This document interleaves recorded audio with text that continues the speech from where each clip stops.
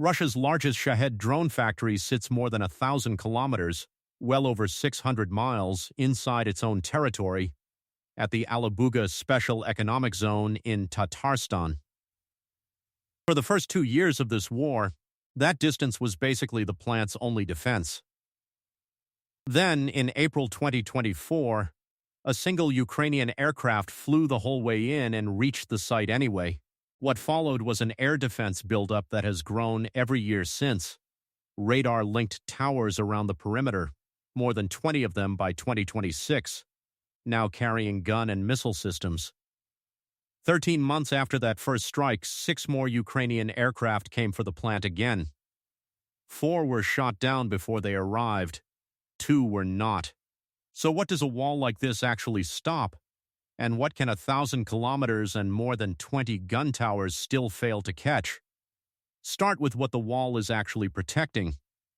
Because Alabuga sits at the opposite end of the supply chain from a launch site. A launch site is a rack, a road, and a shed, the place a finished Shahed or Garan 2 takes off from close to the front. Alabuga is where the airframe, the piston engine, the guidance electronics, and the warhead become a drone in the first place. Every launch site in Russia's inventory depends on a factory like this one staying open. Strike a launch pad and Russia rebuilds a road and a rack in weeks. Strike the factory and, in theory, nothing downstream gets built at all. The plant's origin is Iranian. Russia's Garan 2 is a licensed, locally built version of the Shahed-136, the delta-winged, piston-engine, one-way attack drone designed by Iran's Hessa. Russia moved to build its own copies inside the Alabuga Special Economic Zone, an industrial park in Tatarstan originally built for civilian manufacturing, through an arrangement brokered in late 2022 and formalized as a production contract in early 2023. Building the drone at home rather than shipping finished units across the border did 2 things for Moscow at once. It made the supply chain harder for sanctions and export controls to interrupt, and it moved the single most important part of that supply chain 1,000 kilometers away from the one country capable of hitting it. It just did not move it far enough. What started as 2 buildings has grown, according to the Center for Strategic and International Studies, into a complex of 17 structures covering close to 3 square kilometers, with a further expansion of more than 300 hectares reported starting in May 2026. Secondary reporting puts daily output at around 170 drones as of 2025, which would put the running total since production ramped up well past 20,000. Neither figure comes from an audited source. Russia does not publish a production number, so every figure here is an estimate, and this account will say so every time one appears. Even the exact distance from Ukraine is not a single clean number. Different research groups measure from different points on the border and land anywhere from around 1,100 to as much as 1,300 kilometers. That is how open-source distance estimates work when nobody involved is publishing an official figure, and it is not sloppy reporting. So what follows here uses the range itself, with no single invented precise number standing in for it. Both of those numbers matter less than one simpler fact about the site. This is the one node in Russia's entire drone supply chain that both sides know cannot be quickly replaced. Ukraine has treated it that way since the first year of the full-scale invasion, sending scouts, drones, and eventually its intelligence services after it, long before satellite imagery ever showed a single new fence going up around the plant. The difference between a launch site and a production plant works the same way as the difference between a delivery van and the warehouse that fills it. Destroy a van, and the warehouse sends another one out within days. Destroy the warehouse, and every van on the road eventually runs out of stock. That is the logic Ukraine's strike planners are working from. And it is also the exact logic that explains why Alabuga, alone among Russia's drone-related sites, got its own dedicated multi-year air defense construction project, while individual launch pads did not. The workforce matters here too, and it is part of why the story does not stay purely industrial. Alabuga runs its own polytechnic college on site, training much of the assembly line labor that builds the Garan 2 airframes, and student and staff housing sits close enough to the production buildings that the two are effectively one campus. That detail becomes important shortly, because the first strike to ever reach the plant did not hit a production building. It hit a dormitory. Those are the stakes. Now the wall itself, what Russia actually built, when and why, none of it was inevitable. The wall came in two distinct waves, and the difference between the two of them explains what the towers are actually there to do. The first wave was precaution, physical security built before anything ever hit the site. The second wave, the part that actually matters for the title of this video, was direct response, air defense hardware added only after a strike proved the precaution was not enough. The first layer went up quietly. By the middle of 2023, satellite imagery reviewed by the Center for Strategic and International Studies showed metal netting suspended over several rooftops. Netting like this is there to trigger an incoming drone's warhead a few feet early, so the blast dissipates in open air over a cheap steel mesh instead of punching straight through a roof into the machinery underneath. It is a fire escape for the building, not a wall for the sky. By September 2023, an inner security perimeter with checkpoints had gone up around the plant's core assembly buildings, numbered internally as buildings 8.1 and 8.2 in the imagery record. A month later, in mid-October, a full outer concrete wall was complete, with checkpoints positioned north and south of the site, giving the plant a double ring of physical security even though nothing had hit it yet. A bank builds its vault before it has ever been robbed, and the concrete at Alabuga went up on the same reasoning. Then, on April 2, 2024, the precaution was tested. A single remotely piloted aircraft, assessed by the Institute for Science and International Security, an imagery analysis group, as a converted Aeropract A-22, a small civilian trainer plane fitted with extra fuel capacity and reported at roughly 1,100 kilometers of range, flew the entire distance from Ukraine and struck the site. Satellite photos taken in the days after show the impact landed on a dormitory building housing the plant's student workforce, rather than on the drone assembly buildings themselves. Ukraine's military intelligence service, the GUR, claimed significant destruction of production facilities. That claim is not supported by the imagery. Tatarstan's own governor, on the other side, claimed no serious damage or disruption to production at all. Even the human toll is contested in the open record. Some outlets reported 2 people wounded. Others reported as many as 13 injuries at the dormitory. Both statements about the damage are claims rather than confirmed fact. The one thing the satellite record does confirm is narrower than either side's version of events. An aircraft flew over 1,000 kilometers into Russian airspace and reached the site uncontested. And it hit the wrong building. That single fact, an aircraft got all the way in, triggered everything that followed. In April 2024, it was also a genuinely unusual fact. At that point in the war, Ukraine's demonstrated strike depth into Russia was nowhere near what it would become. Russia's air defense, planning for its own interior, away from the front, had spent 2 years assuming that distance itself was doing most of the work. One converted trainer plane broke that assumption in a single afternoon, and every tower that followed is a direct line back to that one flight. Within 2 to 3 weeks, new military infrastructure appeared on the grounds. By September 2024, imagery identified a second dedicated anti-aircraft position roughly a kilometer from the plant, on what analysts read as the likely approach path for another strike. At this stage, the imagery itself was cautious about what it was actually looking at. The earliest reports describe only a tracked vehicle resembling an armored personnel carrier on a raised earthen platform, and state plainly that the system's exact purpose is unclear. That uncertainty did not last very long. Through 2025, the buildup accelerated nationwide, on a scale that puts the towers at Alabuga in context. The Ukrainian defense industry outlet Defense Express documented roughly 100 new elevated gun positions built across Russia that year, about 43 clustered around Moscow, another 8 at President Putin's Valdai residence, and smaller clusters near Samara, Kazan, and Rostov.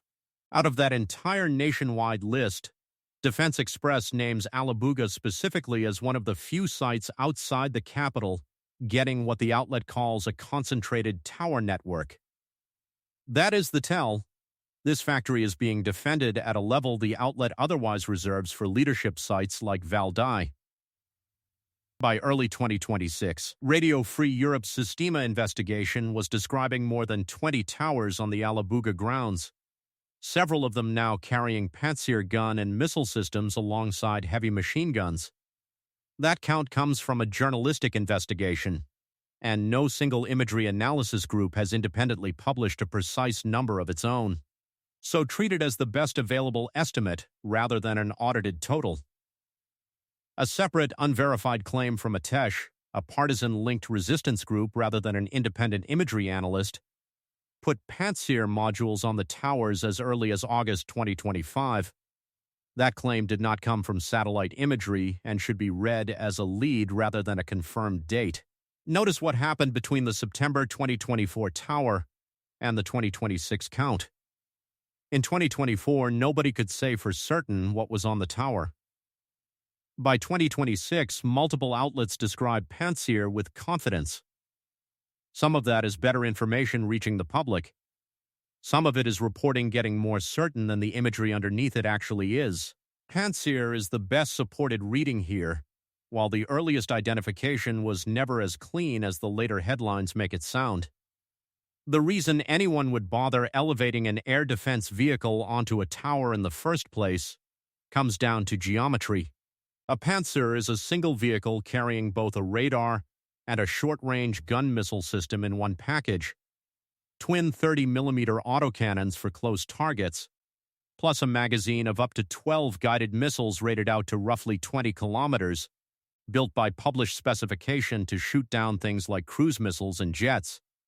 Fast, higher altitude, larger targets. Ground level, that same radar has a blind spot against something small, slow, and flying low.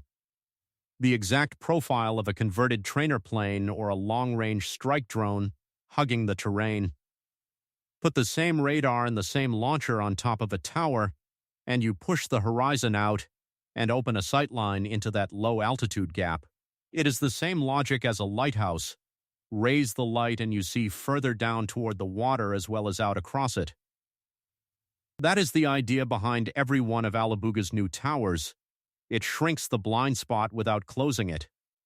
Keep that distinction, because it is the whole story of what happened next. The threat the towers are chasing flies the way it does on purpose. A converted trainer aircraft or a long-range strike drone making a 1,000-kilometer run into Russia has every reason to hold as low an altitude as the terrain allows for as much of that route as possible. Because height is exactly what a ground radar needs to pick a small target out of the clutter on the ground below it. Fly low enough, long enough, and a radar looking outward across flat terrain simply cannot see you until you are already close. That is why a tower helps at all. The radar itself is no smarter for being up there. It simply gets a better angle to look down into the low corridor the threat is using. It is also why more than 20 towers still does not add up to covering every direction at once, since each one only clears the gap along its own particular line of sight. So, more than 1,000 kilometers of distance, a double concrete perimeter, checkpoints, and by 2026, more than 20 elevated Pantsir positions. On paper, that is one of the most heavily defended industrial sites in the Russian Federation. On April 23, 2025, that defense was tested at scale for the first time, and the result is the answer to this episode's title. 6 Ukrainian long-range unmanned aircraft, a mix reported as U-22 airborne drones and further converted Aeropract-style trainers, flew the same route the 2024 strike had used. According to the Institute for Science and International Security's post-attack assessment, 4 were shot down or disrupted before reaching the plant. The wall, in other words, worked for 4 out of 6. 2 did not stop. Of the 2 that reached the grounds, 1 crashed on its own after apparently being disoriented by the site's electronic warfare systems. The other dropped a munition, leaving a crater roughly 15 meters across before it too was brought down. No production building shows confirmed damage in the available satellite imagery. The assembly line and the guidance electronics shop both come through clean in every image reviewed. What actually shows is a patch of ground between structures 15 meters wide. Separate footage, geolocated by Business Insider to this same April 2025 raid, shows what one of those 2 aircraft looked like from the ground in its final seconds. Air defense rounds detonating in the air around a maneuvering fixed-wing drone as it banks and continues on. The interceptors visibly missing before the aircraft is finally brought down. That video was never officially confirmed by either government. It matches everything the satellite record says about how this engagement actually went: rounds fired, most of the raid stopped, and 2 aircraft that were not stopped before they arrived. If you have been following this channel's coverage of the drone war, subscribe. New breakdowns of the weapons, the defenses, and the economics behind them post regularly. That is the honest shape of Russia built a wall of air defense around its Shahed factory, and Ukraine hit it anyway. The wall was beaten twice by 2 aircraft out of 6. What those 2 aircraft reached was the grounds inside the perimeter. Ukraine's own general staff did claim, after this raid, that the strike damaged the final assembly workshop. The Institute for Science and International Security's satellite review found no visible damage to that workshop or any other production building. So the claim sits exactly where this account puts every contested figure, stated, sourced to the side making it, and not independently confirmed. If the story you were expecting is a drone punching cleanly through the roof of the assembly hall with no dispute at all, that clean version does not exist in the public record either way. The version that is supported by the record is narrower, and in some ways more interesting. Even the newest, densest air defense buildup at this site, over 1,000 kilometers deep with more than 20 towers, did not achieve a 100% interception rate against 6 slow, cheap aircraft. 4 kills against 2 leakers is not 6 against 0, and Russia's own tower program treats that difference as serious. It did not stop growing after April 2025. The April 2025 raid is not the only time the site or its supply chain has been hit. On June 15, 2025, Ukrainian drones triggered another engagement over the site. Russian regional officials confirmed a fire but disagree in the available reporting over whether the debris landed at the drone plant itself or at the neighboring Oris automobile factory. That one stays open. In August 2025, a separate but related facility, a storage and logistics hub at Zil-Yul, roughly 1,300 kilometers from the border, reported to hold finished drones and imported components, was struck twice within a single week, on August 9 and again on August 12. Ukraine's Special Operations Center A claimed the strikes and said it used long-range Lattice strike drones. That platform identification and the damage claim both come from the Ukrainian side, with video released after both strikes showing fires at the site but no independent satellite assessment located for this report. The pattern across both locations is the same regardless. Ukraine keeps returning to this exact supply chain at the factory and at its logistics arm, rather than treating the April 2024 or April 2025 strikes as one-off headlines. Not every attempt on this supply chain has come from the air. In June 2026, a group calling itself Black Spark, describing itself as a partisan or hacktivist network, claimed its operatives had taken jobs inside the Alabuga assembly line and used that access to steal data and sabotage production from the inside. No government or independent investigator has corroborated that claim. And a self-reported infiltration story from an anonymous group is exactly the kind of claim this channel labels and moves past rather than treats as fact. It earns one sentence here for a single reason.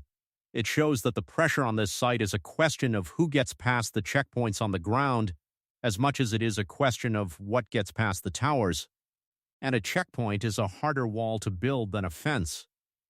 Add it up, and the pattern spans 5 documented attempts on this exact supply chain across roughly 16 months.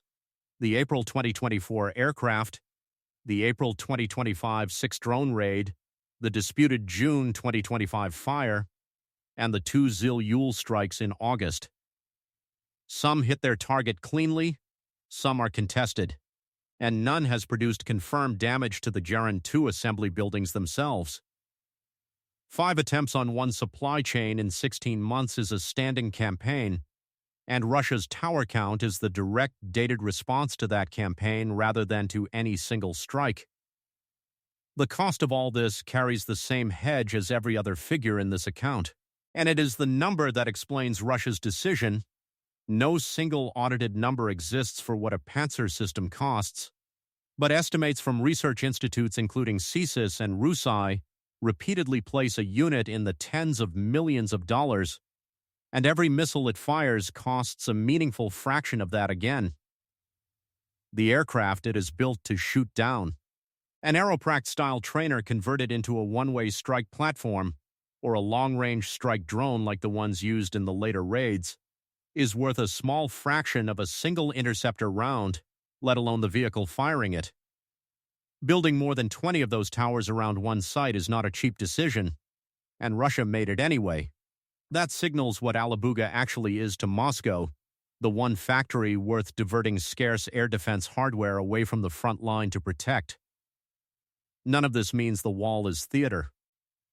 4 aircraft out of 6 did not make it. That is a real defense doing real work, and it is the reason Ukraine's strike planners have had to keep escalating the platforms they send, from a single converted trainer in 2024 to a 6-aircraft mixed raid by 2025. What the wall has not done in any confirmed instance on the public record is stop every attempt or protect the one thing it exists to protect, the production line itself. One principle sits underneath all of it. Distance stopped being a defense the moment Ukraine's strike range caught up to it. And once that happened, Russia was left building the same kind of static, layered defense around Alabuga that it has struggled to make work everywhere else in this war, against the same kind of cheap, slow, low-flying threat that keeps finding the gap in those defenses. Russia only began building this wall because the original plan, being far away from Ukraine, had already failed once. 3 things worth watching from here. First, whether any future strike produces satellite-confirmed damage to the actual assembly buildings rather than the grounds around them.